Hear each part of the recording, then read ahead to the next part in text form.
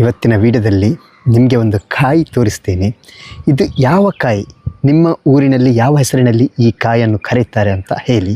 ನಮ್ಮೂರಿನಲ್ಲಿ ಯಾವ ಹೆಸರಿನಲ್ಲಿ ಕರೀತಾರೆ ಅಂತ ನಾನು ಕೂಡ ಹೇಳ್ತೇನೆ. ಈ ಕಾಯನ್ನು ಬಹಳ ದೊಡ್ಡದಾದ ಮರ, ಬೃಹತ್ ಮರದಲ್ಲಿ ಇಂತಹ ಕಾಯಿಗಳು ಆಗ್ತದೆ.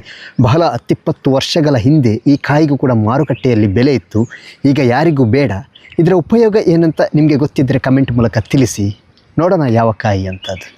ಫ್ರೆಂಡ್ಸ್, ಈ ಕಾಯಿಯನ್ನು ನಮ್ಮೂರ ಕಡೆ ತಂದೊಲಿಗೆ ಅಂತ ಹೇಳ್ತಾರೆ. ಅದೇ ರೀತಿ ನಿಮ್ಮೂರಿನಲ್ಲಿ ಯಾವ ರೀತಿ ಕರೀತಾರೆ ಅಂತ ಕಮೆಂಟ್ ಮೂಲಕ ತಿಳಿಸಿ. ಅದೇ ರೀತಿ ಈ ಕಾಯಿಗೆ ಗಣಪತಿ ಕಾಯಿ ಕೂಡ ಅಂತ ಕರೀತಾರೆ, ಯಾಕೆಂದರೆ ಸೊಂಡಿಲು ಥರ ಆಕೃತಿ ಇರುವ ಕಾರಣ ಅದಕ್ಕೆ ಗಣಪತಿ ಕಾಯಿ ಅಂತ ಕೂಡ ಕರೀತಾರೆ. ಒಂಥರ ಕಾಪಿ ಬಣ್ಣದಲ್ಲಿದ್ದು ಈ ಕಾಯಿ ಬಹಳ ವರ್ಷಗಳ ಹಿಂದೆ ಇದಕ್ಕೆ ಮಾರುಕಟ್ಟೆಯಲ್ಲಿ ದರವಿತ್ತು. ನಾವು ಮಾರುವಾಗ ₹1 ₹2 ಕೆಜಿಗೆ ಸಿಗ್ತಿತ್ತು ನಮ್ಮ ಬಾಲ್ಯದ ದಿನಗಳಲ್ಲಿ. ಈಗ ಇದಕ್ಕೆ ಮಾರುಕಟ್ಟೆ ದರವಿಲ್ಲ. ಆದರೂ ಕೂಡ ಬಡವರು ಆವಾಗ ಈ ಮಾರುಕಟ್ಟೆ ದರವನ್ನು ಅನುಸರಿಸಿ ಇದನ್ನು ಸಂಗ್ರಹಿಸಿ ಮಾರಾಟ ಮಾಡ್ತಾಯಿದ್ರು. ಅದೇ ರೀತಿ ಮರವು ಕೂಡ ಬೃಹತ್ ಆಕಾರದಲ್ಲಿ ಬೆಳೆಯುತ್ತದೆ. ಈಗ ಈ ಮರಗಳ ಸಂಖ್ಯೆ ಕೂಡ ಕಡಿಮೆಯಾಗಿದೆ. ಕಾಡು ನಾಶವಾಗುವ ಹೊತ್ತಲ್ಲಿ ಈ ಮರವನ್ನು ಕೂಡ ಧೂಪದ ಮರ ಅಂತ ಕರೀತಾರೆ. ಆದರೆ ಈಗ ಇದರ ಸಂತತಿ ಕೂಡ ಕ್ರಮೇಣ ನಾಶವಾಗ್ತಾ ಇದೆ. ಅದೇ ರೀತಿ ನಿಮ್ಮೂರಿನಲ್ಲಿ ಈ ಮರ ಇದೆಯಾ?